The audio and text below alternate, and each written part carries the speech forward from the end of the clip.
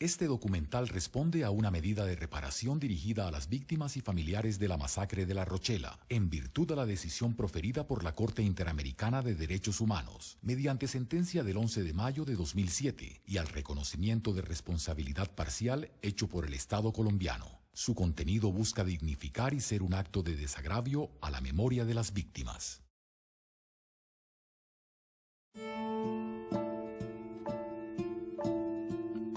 Lo que recuerdo del 18 de enero de 1989, un miércoles, lo recuerdo. Para esa época yo acababa de cumplir los 18 años. Por casualidades de la vida yo no me encontraba en el barrio, me encontraba en un barrio vecino y llamé a mi casa. La verdad, pues yo ese día, por algo, no sé qué pasó, no se me dio por mirar ni televisión, ni escuchar radio, ni nada. Y yo estaba en el apartamento donde yo vivía. Cuando yo volví a la casa de mi madre, todo el mundo me miraba. Yo me encontraba estudiando en Bucaramanga, en la universidad. Estaba haciendo mis primeros semestres de administración de empresas. Yo llegué a la universidad como a las mediodía y llamaron a la casa. Recuerdos muy tristes por lo que pasó en nuestra familia. Había muchos afectados, pero jamás pensé que a mi familia fuera a llegar algo tan dramático, tan cruel, tan duro. No sabíamos absolutamente nada y empezaron a llegar los vecinos a preguntar qué era lo que había pasado y que sintonizáramos la radio para saber. ¡Extra! Un boletín extraordinario de última hora. General, muy buenas tardes. ¿Qué información tiene usted sobre los hechos de Barranca Bermeja? Bueno, sobre los hechos de Puerto Nuevo y La Rochela, más o menos cerca del campo 23. La información inicial es que un equipo del Cuerpo Técnico de Policía Judicial fue atacado, presumiblemente por el 23 frente de la FARC, hoy a las 11:30. Este cuerpo técnico estaba compuesto por 2 jueces, 2 secretarias, 2 conductores y 9 detectives. Hablé con mi mamá y mi mamá llorando me dijo que alguien le había dicho que había salido una noticia en la que habían nombrado a mi padre y que él había muerto, que lo habían asesinado. Yo escucho Pablo Antonio Beltrán Palomino en el televisor y yo, es mi papi. Pablo, algo le pasó a mi papi, y entonces yo empiezo a llorar y mi hermano me dice, no, espere, miremos, y ya estaba la toma no con nombres, pero de personas sobrevivientes, decía, y sobrevivieron, y yo, pero Pablo, no dicen el nombre de mi papi. Es para informarles que la comisión de jueces que salió de San Gil a investigar fueron asesinados en Barranca Bermeja. Cuando murió Carlos Fernando dije, me voy a ir de vagabunda, de prostituta, me voy a ir a ese pueblo. Y me les voy a ofrecer a esos miserables que mataron a Carlos Fernando para ir matando uno por uno, que me devuelvan a mí. Y aún así sé que me lo van a devolver. Después pensé, dije yo, ¿y qué saco? Yo mato a un hombre de esos y queda una familia desprotegida. Que Dios los castigue. Y llamaron a la casa. Dijeron que a mi papá había ocurrido una masacre en La Rochela, Santander, y que al parecer mi papá estaba muerto. Pero exactamente no me dijeron eso, me dijeron, hay la posibilidad de que esté vivo. No se sabe si es cierto o no, pero tu papito está tú sabes, en la comisión, no sabemos si lo mataron o no, esa es la noticia, pero parece que está vivo, es la incertidumbre, si es cierto o no.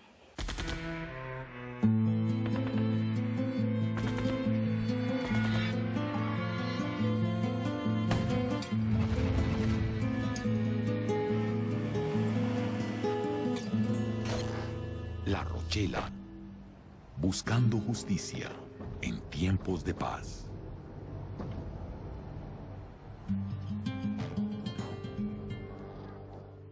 Por todos los compañeros, por la memoria de ellos, es que yo estoy aquí. Igualmente, llevando la vocería de mis compañeros y de mi compañero que no hace mucho, pues murió, Arturo Salgado. Y la vocería igualmente de mi compañero Wilson Montilla. Pero, repito, por la memoria de todos ellos. de todos los compañeros caídos en la lucha. Eso es lo que hace que realmente yo venga a darles ese testimonio. La información es que solamente llegaron 2 heridos al centro, que son Wilson Mantilla y Manuel Díaz. El 18 de enero estaba una comisión en Barranca de la cual yo hacía parte. 15 miembros, la Dirección Nacional de Instrucción Criminal, y en la investigación que correspondía por el asesinato de 17 comerciantes, nos dirigimos de Barranca a una jurisdicción llamada La Rochela. Estando el grupo nuestro ubicando a una de las personas, a citarla y darles más o menos un tiempo determinado y tomarle la declaración, llegaron hacia nosotros unas personas vestidas de militares. En ese momento nosotros no sabíamos de quiénes se trataba. Ellos nos abordaron y nos preguntaron quiénes éramos. Nosotros le dijimos que éramos de instrucción criminal, que estábamos citando a unas personas para unas declaraciones por una investigación que estábamos haciendo.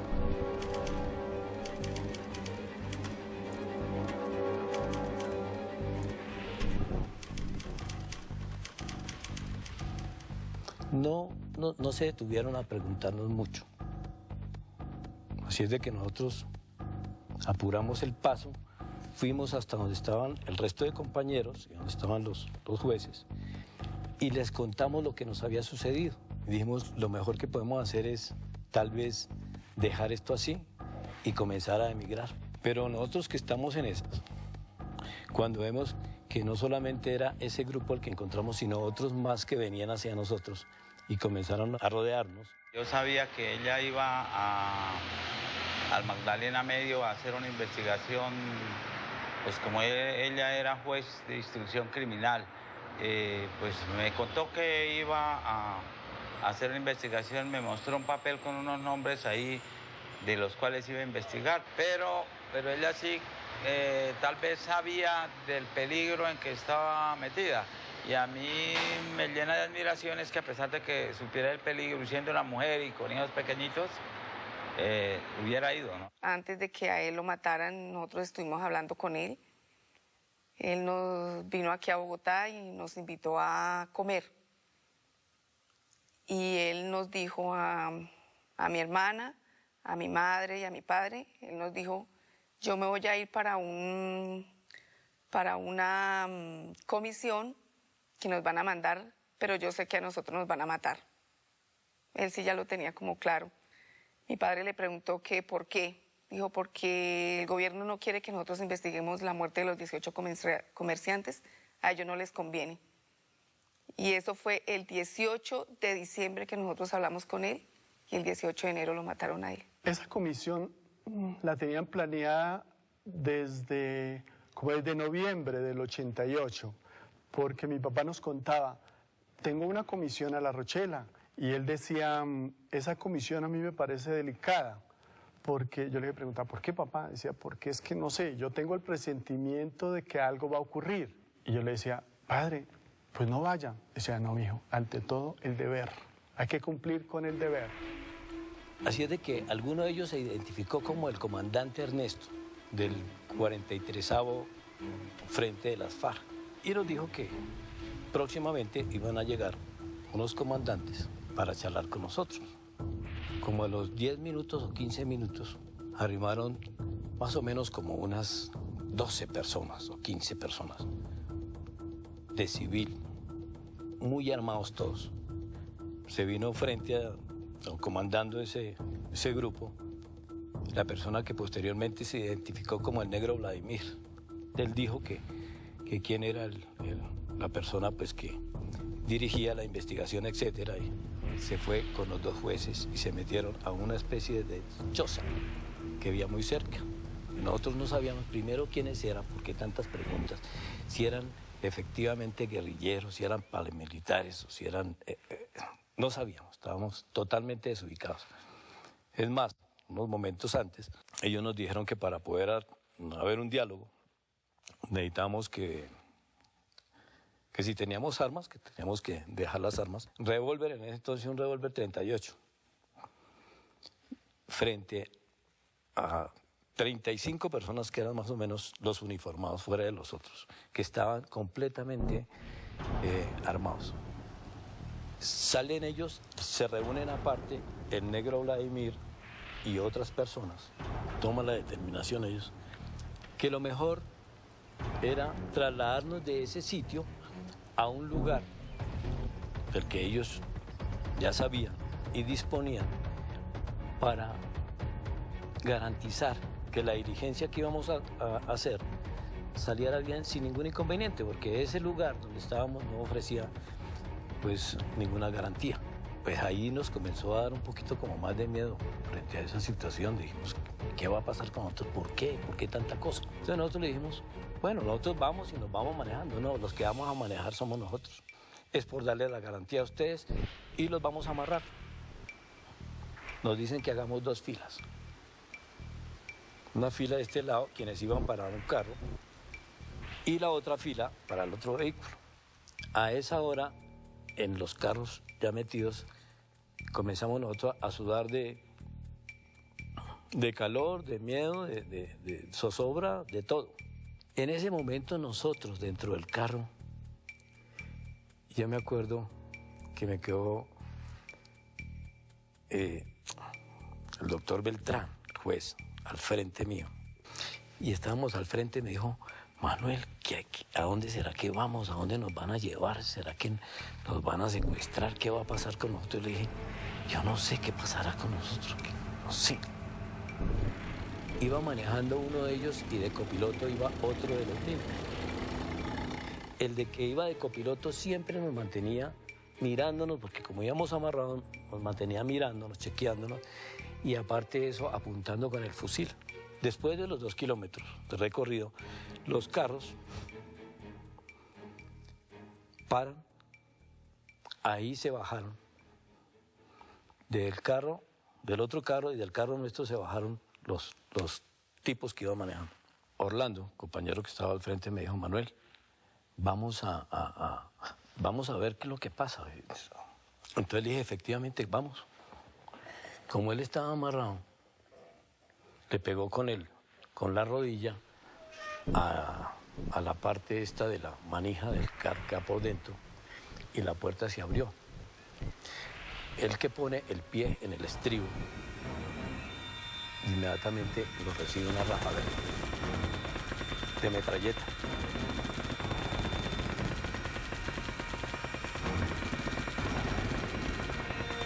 Y ahí comenzó la cantidad de balas que nunca jamás en mi vida yo le conocía en lo más mínimo. El silbido, el sonido de cada uno de los proyectiles. Cómo pasaban la cantidad. Para mí fueron horas. Entonces, unos disparaban a unos 10 metros del carro.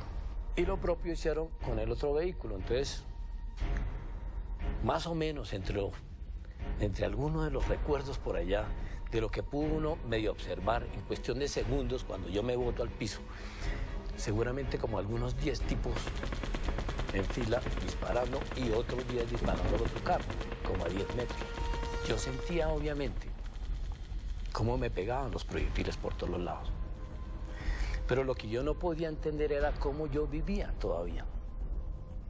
Porque yo sentía los proyectiles cuando me pegaban en el cuerpo. Ninguno de los compañeros gritó, no nos maten. Nadie, absolutamente nadie. Todo el mundo lo que se oía en ese momento eran como quejidos cuando los impactaban los proyectiles, etc. Pero nadie dijo absolutamente nada. Cuando eso se termina, ni yo mismo lo podía creer, ¿no? Dije, ya se acabó. Yo estoy viviendo. Y alguien dio una orden de ellos que dijo, quémenlos.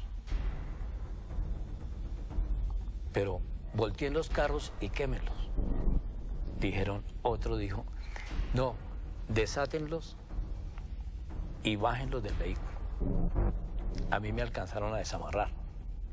Cuando a mí me bajan del carro, yo caigo boca abajo al piso, encima de alguno de los compañeros que han bajado. Me alcanzan a desamarrar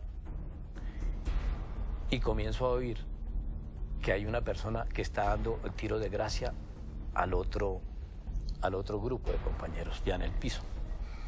Y se oía con una secuencia más o menos como igual, ¿no?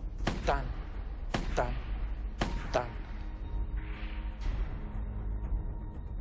Cuando el tipo se viene y le correspondía ya el grupo nuestro, alguien gritó allá, vámonos, vámonos, vámonos, ya nomás, vámonos, vámonos.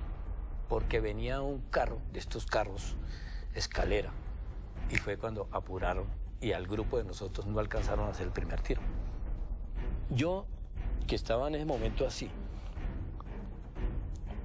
subo la mirada y comienzo a ver una escena dantesca, una cosa horrorosa, de la que no me quisiera yo acordar. Me encuentro con la mirada de Wilson, mi compañero que estaba al frente mío, dentro del mismo grupo. Y comenzamos a hablar. Digo, Wilson, ¿qué le pasa a usted? Y él me decía, ¿y a usted qué le pasa? Y dije, yo no sé todavía. ¿Nos vamos? Dijo, no, esperemos. Cuando estábamos en esas, vino el carro que yo les digo, el carro escalera, con gente. El carro vino por uno de los lados y se oía el murmullo. Nosotros no lo miramos, obviamente, pero sentíamos que la gente murmuraba y el carro se fue.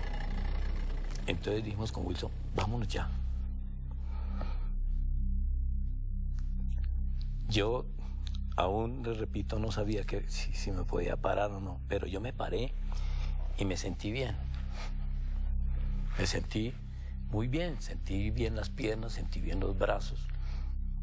Solo que me miré este brazo y había perdido el músculo, el tríceps, completamente porque veía el hueso. Y estaba botando bastante sangre. Dije, pero bueno, estoy con vida. Nos montamos al vehículo, efectivamente, y el vehículo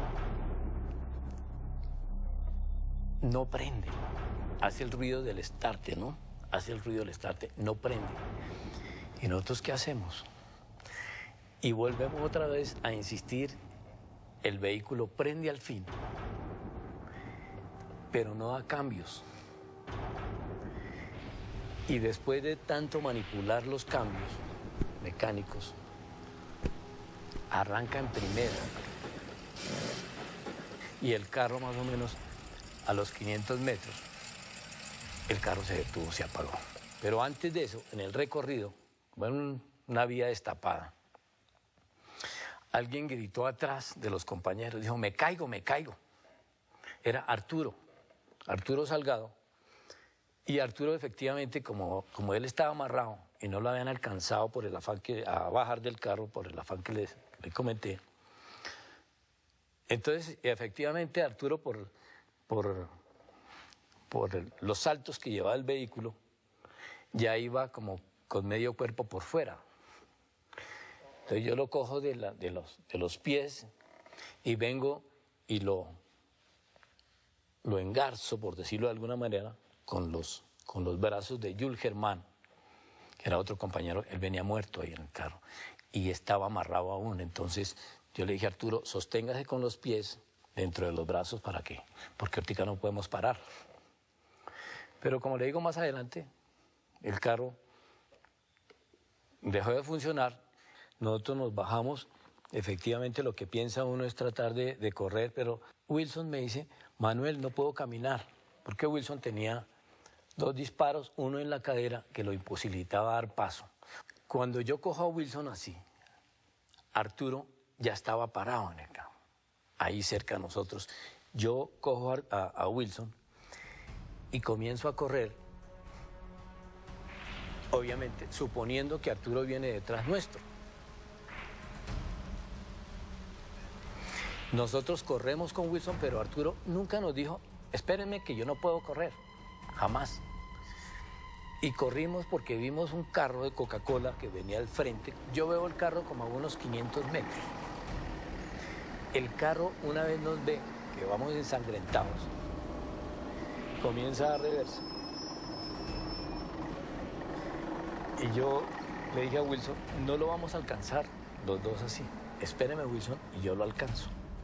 Entonces yo dejo a Wilson y yo corro y me le monto al tipo en el estribo sobre la puerta de él. Le digo, señor, por favor, somos de policía judicial, de instrucción criminal, hay un poco de compañeros, nos acaban de asaltar, hay unos que están heridos, por favor, ayúdenos. Por favor. Dijo, no, yo no puedo, porque aquí la gente de pronto toma revancha sobre eso y yo no quiero meterme en líos. Dije, o lleva o no lleva, simplemente no me lo voy a bajar. Y Wilson venía medio cojeando ahí, entonces me devolví por Wilson porque el tipo finalmente aceptó. Dije, no lleva, señor. Cuando nosotros nos montamos al carro de Coca-Cola, el carro de gaseosas, le decimos al conductor que por favor esperara unos minutos que venía un compañero, pero Arturo no aparecía. A la altura de las 11 de la mañana se rumoró por los lados del Palacio de Justicia de algo que había sucedido por los sitios de la vereda La Rochela, cerca al puente Lopón. Ya cuando lleguemos al sitio de los hechos encontramos un primer jeep y habían en su interior unas 2 o 3 personas asesinadas dentro del jeep. Y miré hacia un lado de la cuneta y pude ver una persona que estaba en una zanja. Y yo quise bajar a tomarle una foto. El señor que yo había visto el que posiblemente estaba muerto, ese señor se estaba incorporando y se estaba levantando y fue un susto impresionante. Y él me pedía auxilio, que lo ayudara, entonces yo fui y lo ayudé a incorporar, se sentó. Me dijo que más adelante estaban los compañeros en otro jeep, que todos estaban muertos. Me di cuenta que había sido una cosa de barbarie, los habían acribillado, pero de una forma muy absurda, muy tétrica. O sea, yo sentí mucho miedo, el olor a pólvora, el olor a sangre. Ese señor pesaba mucho. Yo me vi en cuantas, tuve mucha dificultad para sacarlo de allá.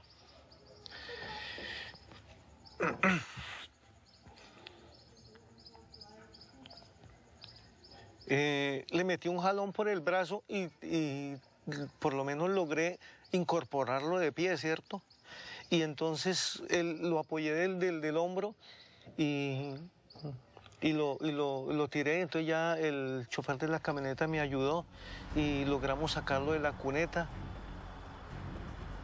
El mundo conoció eso porque yo pude tomar las fotos y pude rescatar a esa persona, porque el señor Arturo Salgado murió en el 2013, a mediados de 2013, pero ya de muerte natural.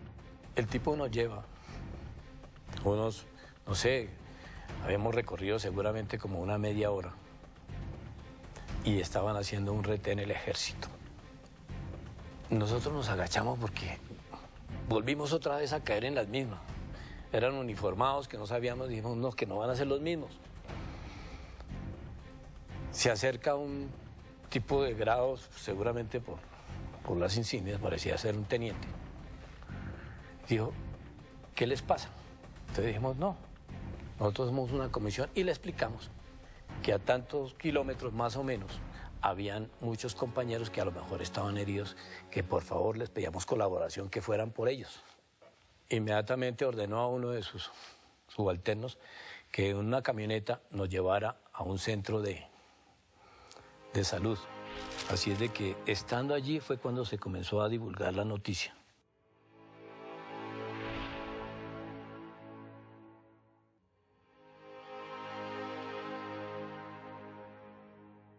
Hay una operación para hacerle el seguimiento a la comisión judicial desde el momento en que sale desde San Gil, y hay una coordinación a través de los medios de comunicación internos de la brigada que tenían con los paramilitares la misma sede. Entonces se coordina el operativo para hacer esta masacre. Después se determina cómo se coordina con la policía que no le presten ninguna seguridad a la comisión judicial. y también por parte de la Quinta Brigada y el batallón que opera en Barranca Bermeja, el Nueva Granada, para que no hubiera ninguna protección para la comisión, si ellos la solicitaban. Es decir, se facilita todo el operativo criminal por parte de esta estructura paramilitar que trabajaba con los militares ahí, específicamente en esta región. Afortunadamente, en el proceso logran salir con vida 3 personas y ellos son los que ratifican conjuntamente con el inspector de policía cómo funcionaba esta estructura criminal. Sin embargo, cuando se descubre en el proceso cuál es la estructura criminal, entiende uno por qué razón hay tanto interés en evitar que la Administración de Justicia avance, y cuando Alonso Jesús Vaquero Agudelo confiesa y narra qué fue lo que pasó y explica cómo se organizó toda esta estructura criminal, cómo funcionaban, cómo se hicieron las reuniones previas en la finca Las Palmeras de Rodríguez Gacha, quiénes participaron, cómo hay una información posterior en reuniones en las cuales hay una serie de recriminaciones de miembros de la fuerza pública para que este tipo de masacres no se hicieran en esas condiciones, refiriéndose a que tenían que asesinar a todo el mundo. Es decir, no dejar sobrevivientes, porque la recriminación era porque habían quedado 3 personas vivas. Bueno, después de tantos años de ocurrida la masacre de La Rochela, como dijo una de las víctimas, siento desconsuelo, siento tristeza, siento desasosiego, una sociedad totalmente indolente, un Estado totalmente indolente, y cuyo dolor quedó radicado exclusivamente pues, en el corazón de los hijos de las víctimas. Ahí es donde está. Después de tanto tiempo lo que yo siento es tristeza. Tristeza porque sigue siendo un país en el que matar a una persona se volvió algo muy normal y algo muy cotidiano. Algo de lo cual no nos horrorizamos. Éramos una familia muy bonita. Después de ese momento se transformó todo, se trastocó, se derrumbó. Se siente lo mismo que el primer día. Cuando le arrebatan a uno un ser querido, especialmente en la forma como ocurrió el caso de mi hijo, eso no desaparece. Desde el día que suceden las cosas, no desaparece de la mente ni un segundo. Después de 25 años de haber fallecido Yul, de haber vivido un momento tan doloroso, me siento más fuerte que nunca para continuar con la lucha de conocer la verdad. Es bueno acotar que una cosa fueron los hechos terribles, obviamente, pero que tuvieron un tiempo. Para nosotros los sobrevivientes tuvo un tiempo determinado. Pero después de los hechos, la situación fue mucho más grave que eso. Porque estar uno en vida y saber que es perseguido y saber que lo quieren callar y que uno no tiene realmente, digámoslo así, o el Estado no tiene la suficiente capacidad para darle la seguridad requerida, sabiendo nosotros quiénes eran nuestros enemigos, a qué instituciones pertenecían. Es decir, el peso, la capacidad que ellos tenían pues, para borrarnos del mapa. El precio que hemos tenido que pagar en busca de la verdad, ser acosadas, perseguidas, estigmatizadas las familias. Caso específico, 3 de las familias que hemos estado al frente dando la lucha durante estos 25 años.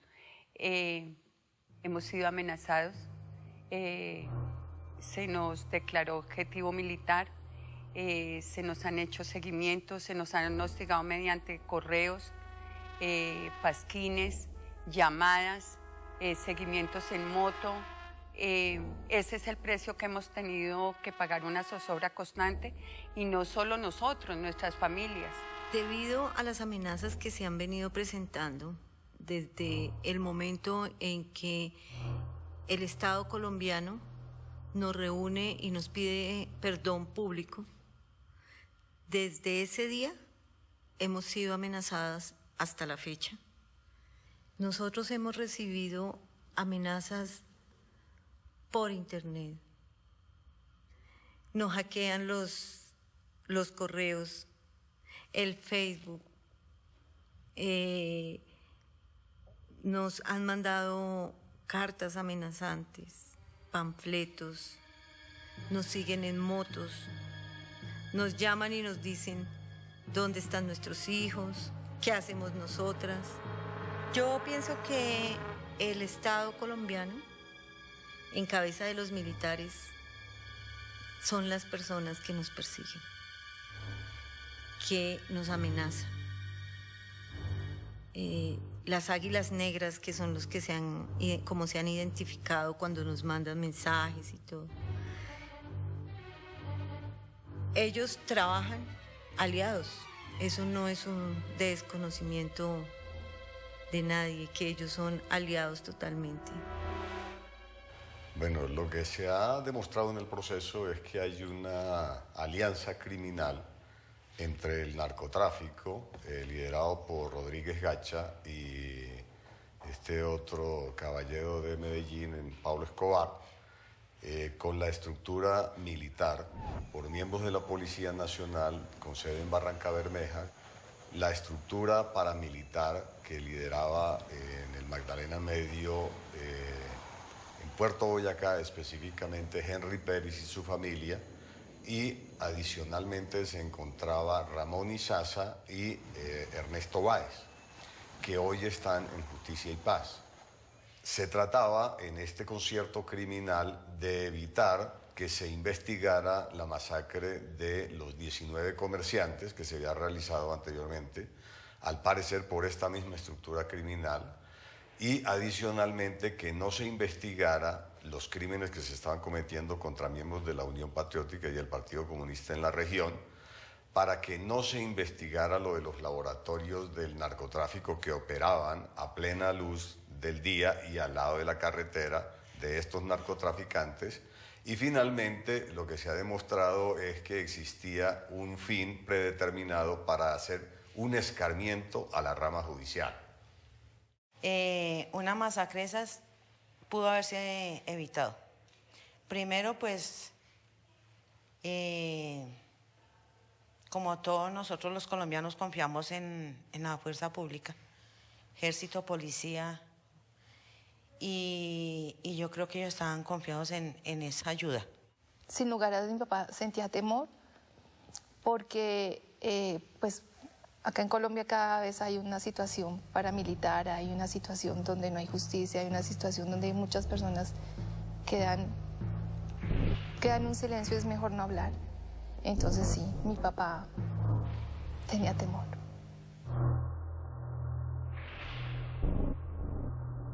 En mi caso como víctima, para mí la palabra justicia no existe. Llevamos un proceso de 25 años prácticamente, de una investigación que no ha llegado a su fin, de unos responsables que no han sido juzgados, menos condenados. Yo creo que no se hizo justicia porque hay muchos actores a los que no les conviene que se sepa la verdad. Entonces es solamente una verdad parcial lo que se puede contar para no afectar a todos los que están implicados. Justicia es que cuando se conoce una verdad se investiga un hecho, y nosotros hemos conocido la verdad, pero hemos desconocido la justicia. Acá, durante todos estos años y aún ahora que ordenan reabrir el proceso penal, hemos tenido solo dilación de justicia y ahora una negación absoluta de justicia. El caso de la Rochela, que fue un hecho que afectó directamente a la rama judicial, a las instituciones judiciales, el caso quedó en la absoluta impunidad. La verdad se supo porque Vladimir, el autor material, confesó con pelos y señales. Sin embargo, esa confesión que sirvió para la Corte Interamericana, para condenar a Colombia, lamentablemente para nuestras instituciones de justicia no fue suficiente, y los determinadores, que fueron algunos generales de la República, terminaron muriéndose de viejos, pero nunca pisaron un día en la cárcel. Y realmente yo no me he preocupado por leer nada de lo de mi hijo. Para que una vez Alonso tenía un allá y lo leí y dije, ¿para qué? Para que, como a ese Vladimir, ¿cuántos años le dieron de cárcel? Como que 8 o 10 años cuando mató 12 personas. Entonces mejor así, mata uno, maté 12, me dieron 10 años, me voy a matar 20. No me hicieron nada. No, aquí la justicia, para mí la justicia de Colombia no, me da mucha pena decirlo.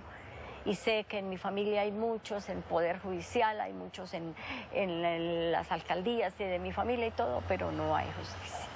Es difícil, es muy difícil creer en el Estado realmente, ¿no? Pero a la larga habrá que creer, porque uno debe tener alma de patria en algún momento y creer que alguna vez hacia el futuro tiene que haber justicia. Alguna vez en el futuro.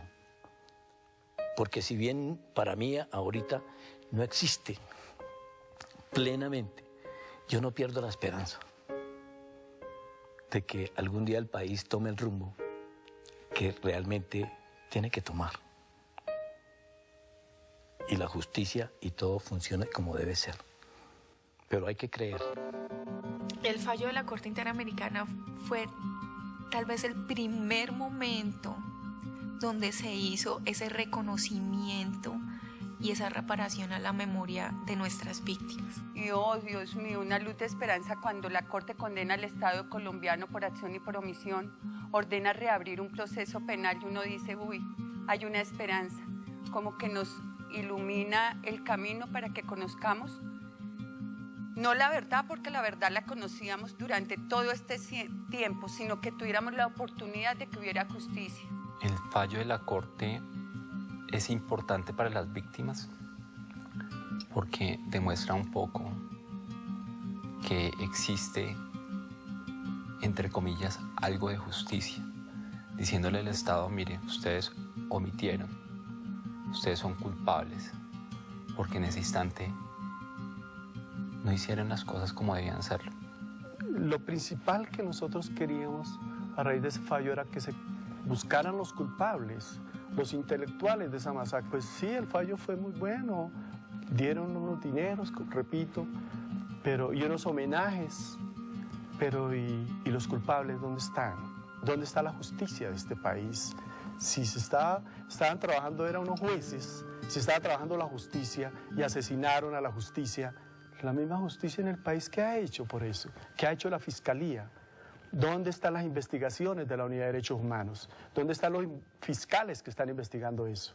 La Corte Interamericana dijo, y ahí en su fallo dice, hay que investigar, hay que llegar hasta las últimas consecuencias. Hay personas que están involucradas. No se ha hecho nada, eso está quieto en la Unidad de Derechos Humanos de la Fiscalía. Previo a la sentencia de la Corte, el Estado y las víctimas se reúnen y plantean unos acuerdos. Dentro de esos acuerdos se presentan 3 puntos importantes con una serie ya de detalle cada uno. El primer punto fue unas medidas de reparación en términos de la memoria. Y en este punto se hacen unos acuerdos de hacer una serie de eventos de reconocimiento público en diferentes espacios, en la Fiscalía General, en el Palacio de Justicia de San Gil. En esa primera parte, poco a poco y hasta el momento hemos encontrado respuesta desde el Estado.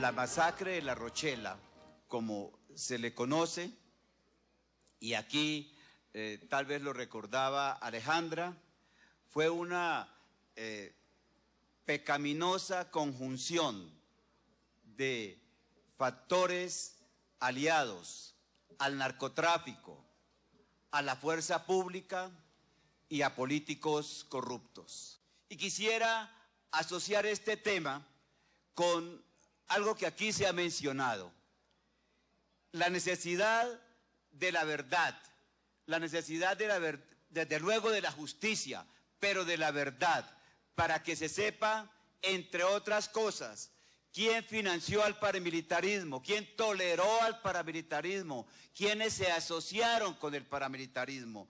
Muchas veces se dice que el paramilitarismo surgió por una ausencia del Estado. Eso no es verdad. El paramilitarismo surgió porque sectores del Estado se asociaron con organizaciones criminales para que se presentaran hechos como este terrible de La Rochela. Se procede a descubrir la placa por parte de la doctora Mónica Fonseca, directora de Derechos Humanos de la Cancillería, y el doctor Rafael Blanco, en representación del Programa Presidencial de Derechos Humanos y Derecho Internacional Humanitario. Los actos simbólicos para nosotros, para mí, como esposa de Yul, es mostrarle al país que deben tener memoria, que dejemos de ser un país sin memoria. Los actos simbólicos es para mí un descanso del corazón, ¿no? Porque ya la persona ya está descansando, pero los que quedamos también necesitamos un descanso, ¿cierto? Y aunque se trata de la memoria de esas personas, a su vez como que rebota hacia nosotros, nos da cierta tranquilidad. Bueno, cuando hacen estas conmemoraciones, de pronto sí sirve para algo, porque uno se siente como feliz de ver de que, aunque no se haya cumplido la ley, aunque no la hayan hecho cumplir, al menos uno los puede recordar un poquito.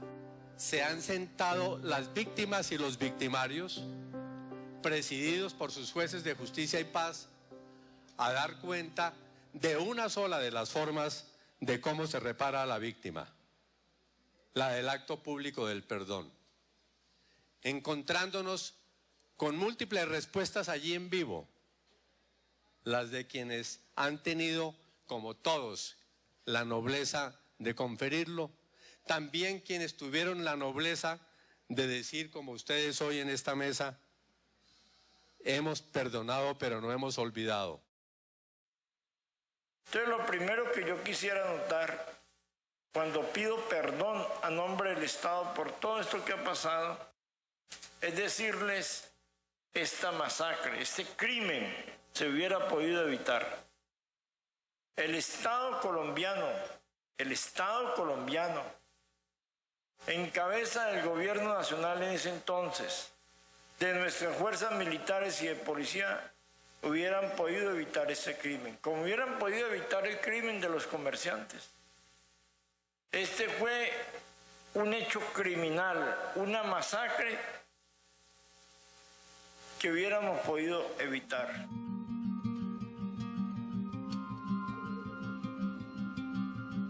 Sin embargo, en los otros dos puntos muy importantes también, que es el relacionado a la justicia, encontramos todavía falencias, muchos procesos sin resolver, muchas sentencias que no se han emitido contra los autores intelectuales y procesos judiciales que finalmente se han venido cerrando poco a poco, y nosotros no hemos escuchado finalmente cuál ha sido la verdad. No se ha hecho ese reconocimiento por parte de los autores. Las víctimas de la masacre de La Rochela vienen sufriendo desde finales de los años 80 y comienzos de los 90 del siglo pasado todas las consecuencias de la orfandad y de los inmensos perjuicios que les ocasionó la masacre. La sentencia de la Corte comienza a repararlos, imponiendo a diferentes entidades e instituciones obligaciones. Al Consejo Superior de la Judicatura, las de rendir homenaje de desagravio y de memoria histórica en garantía de no repetición de los hechos, que ya cumplimos en dos formas: con todas las víctimas presentes en el complejo judicial de Palo Quemado en Bogotá, en un acto público de perdón al que invitamos al señor Ministro de Justicia, y en el Distrito Judicial de San Gil, cercano a las cunas y los sepulcros de las víctimas, otra presencia de trascendencia social, recordándolos para no olvidarlos, pero no retóricamente, sino brindándoles la materialidad del concepto de justicia, como lo viene liderando la Sala Administrativa del Consejo Superior de la Judicatura, en trabajo en equipo con las Salas de Justicia y Paz, para construir las simientes de una verdadera justicia del posconflicto, que sepa brindar la justicia restaurativa y que sepa hacer un escenario de una Colombia distinta una vez se firme el Tratado de Paz. Bueno, pese a que el caso de La Rochela es bastante emblemático en materia de jurisprudencia para el Estado y para las víctimas, sí queda un sabor de frustración y de tristeza, más que tristeza, de impotencia, porque la parte resolutoria de la sentencia determinaba que había que prestar un servicio de salud de manera inmediata por parte de entidades especializadas a todas las víctimas. Y pues esto lamentablemente no se dio. Bueno, mi papá fue una de las personas que viajó a Costa Rica. Él habló sobre todo lo que ha pasado allá en La Rochela y él tenía la confianza, después de que salió la sentencia, de que le iban a prestar esa atención médica que se hablaba, porque no solo era un tema económico, sino una atención médica, y se hablaba de una atención integral. Lo que nosotros hicimos fue después golpear en diferentes entidades, como fue el Ministerio de la Protección Social, fue la Cancillería, fue Presidencia, fue el colectivo de abogados, donde a ellos se les informó las diferentes cosas que mi papá en su momento tenía, porque si bien es cierto, un hecho de estos tan fuerte, tan grave, no afecta de manera inmediata al ser humano. Lo dicen los médicos, con el tiempo, algún suceso emocional fuerte y más de lo que ellos vieron, se repercute a futuro. El caso de mi hijo Pablo Andrés Beltrán Uribe era un caso prioritario que estaba dentro de la sentencia de la Corte Interamericana. Esto fue una lucha de 8 años, desde que salió la sentencia de la Corte Interamericana. Yo les suplicaba, lloraba, les pedía con tanto dolor que me ayudaran, pero no lo hicieron. Y él ahora no está conmigo, él falleció. Yo hoy me siento muy dolida. Y hoy, pues ya que estoy acá, quiero decirle al Estado que nos cumpla, que cumpla con los acuerdos de la Corte Interamericana, son varios, y a la fecha no lo ha hecho. Un punto muy importante también es todo lo relacionado a la educación y a las oportunidades laborales que se habían acordado en su momento. En términos de educación, el Estado se ofreció a ser como ese medio para poder acceder a ciertas becas y auxilios para todas las víctimas y de la misma manera en términos laborales poder acceder a ciertas oportunidades específicamente en la Fiscalía General de la Nación. En esos 2 puntos tampoco hemos encontrado ningún tipo de respuesta y ahí todavía tenemos vacíos, pero también tenemos grandes esperanzas y sentimos que puede haber todavía una voz de aliento. El Estado colombiano quiere enviar este mensaje especialmente a los operadores judiciales. Ellos trabajan en la búsqueda de la verdad y desafortunadamente hace 25 años fueron víctimas de un atentado criminal 15 operadores judiciales. 12 de ellos fallecieron, 3 lograron sobrevivir. Pero hechos como esos no se pueden volver a repetir y el Estado colombiano es consciente de ello y quiere trabajar protegiendo a los operadores judiciales para que estos hechos no se repitan. Sin embargo, a las familias, tanto de los 12 operadores judiciales que fallecieron como de los 3 sobrevivientes, queremos decirles que el Estado colombiano tiene el propósito de encontrar la verdad sobre estos hechos, sobre sus responsables, sobre las motivaciones que precipitaron este crimen. Y quiere que este episodio sirva como un instrumento de memoria para que estos hechos no se repitan. Ese es el compromiso del Estado colombiano, que queremos reiterarlo hoy.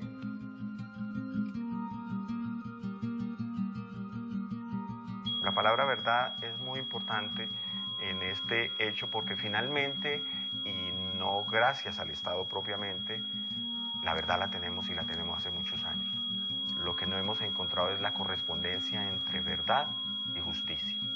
Después de 26 años, para mí la palabra justicia no existe. Después de 26 años, nadie se ha hecho responsable de la masacre. Yo creo que la palabra verdad es una mentira. ¿Por qué es una mentira? Porque la verdad depende de quién la esté diciendo. Si hablamos de políticos, de alguien en el poder, de pronto la verdad de él es simplemente lo que él diga, así no sea cierto. Y es la verdad. La palabra verdad para mí es una total mentira en este caso. No hay verdad de nada, no hay justicia de nada, no hay reparación de nada. Tampoco se ha podido sacar la verdad, ni se han dicho las verdades como son. Que se sepa la verdad en este caso, bueno, depende de los mismos que tienen a cargo la investigación, ¿no? Pero yo sí creo que el tiempo va decantando algunas cosas y espero, así yo no lo vea, que se sepa realmente la verdad. Mariela Morales Caro, mi esposa, ella murió buscando la verdad. Conocer esa verdad se llevó la vida de muchas personas en ese momento y después creo que a otras tantas. Pero ya esa verdad hoy tiene pues otras dimensiones en cuanto a saber, y es doloroso saber lo dantesco que fue esa escena, lo dantesco que fue cómo lo hicieron, y pues ya queda en la conciencia de los actores de ese momento el saber por qué lo hicieron. La verdad se la han ido llevando las personas que fueron los determinadores, y pues la persona a la que han tenido capturada o que estuvo capturada un tiempo, que fue Vladimir, pues es el único ejecutor que se ha podido mostrar por parte de los que ejecutaron la masacre. Pero la verdad no la sabremos nunca todos, lamentablemente.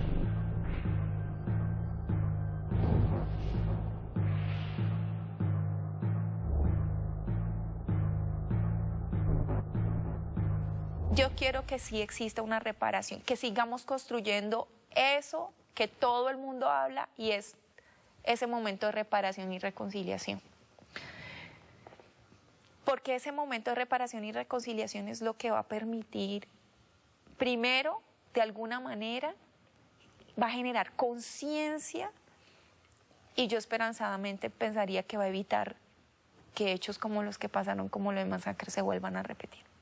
La palabra reparación en Colombia es el precio que el Estado le pone a sus muertos. Que haya algunas reparaciones no tan solo monetarias, sino, por ejemplo, de la memoria de las personas, porque todas esas personas que murieron ahí creyeron que la institución del Estado era lo que debían ir a defender y por eso murieron, ¿cierto? Y la misma institución ha sido muy injusta, no con nosotros, sí, porque yo estoy vivo, sino con la memoria de ellos. Yo digo, para mí la reparación no es plata, sino que hagan valer la justicia. Porque es que si con plata uno le devolvieran a la persona que uno quiere o que uno ama, como en el caso mío, mi hermano, todo saldría bien, todo sería bien.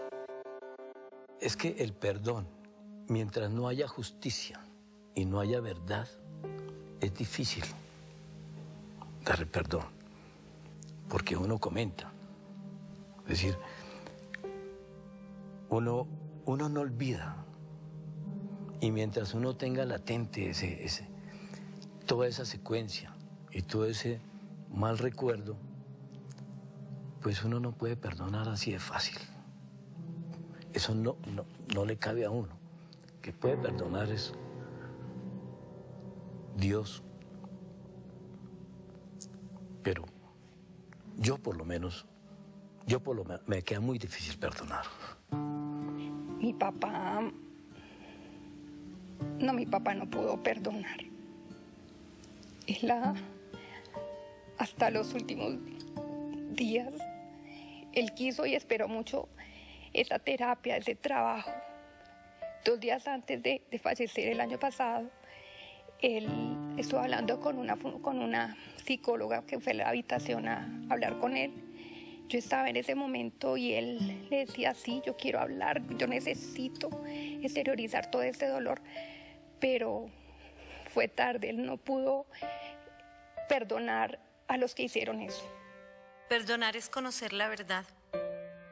Cuando yo conozca la verdad, voy a poder perdonar. Mientras no haya una verdad, no tengo a quién perdonar. Yo por lo menos los perdono, pero fue mucho el daño que nos hicieron. Yo ya perdoné. A Vladimir lo perdoné, porque el único que castiga verdaderamente es Dios. A mi padre me lo mataron los paramilitares y yo digo, yo perdono. Uno perdona, pero uno no olvida, uno no olvida. Yo perdono porque si no nos perdonamos los colombianos, si no nos conciliamos, ¿cuándo vamos a llegar a un proceso de paz? Yo perdono a los que mataron a mi papá. Y si algún día lo tengo al frente a Vladimir, a los que están implicados, yo les doy la mano y les digo, los perdono. Pero yo nunca voy a olvidar a mi padre, ni nunca voy a olvidar lo que hicieron con él. Para no cargar más con ese piano ahí a la costilla, dije, no, pues yo quiero liberarme de esas cosas que llevo ahí, sí, diario. Y yo lo voy a perdonar a él y a todos los que intervinieron, que sepa que hayan intervenido ahí, cualquiera que sea. Yo los perdono, primero porque quiero desahogar esa situación, segundo porque de nada le sirve a la sociedad colombiana que no haya perdón. Ya no tengo dolor contra las personas que lo hicieron, no tengo ningún tipo de odio, todo lo contrario. Siento que yo ya perdoné, porque siento que el odio no me va ni siquiera a devolver a esa persona, no me lo va a devolver, ni odiándolos lo voy a poder volver a tener conmigo. En la mayoría de casos de violaciones a derechos humanos, las víctimas tienen momentos de frustración, de tristeza, de gran decepción, pero las víctimas no se rinden. Esa es una de las importantes lecciones que le han dado las víctimas y los defensores y defensoras de derechos humanos a este país. Siempre persiste algo que para nosotros es muy valioso y es la esperanza.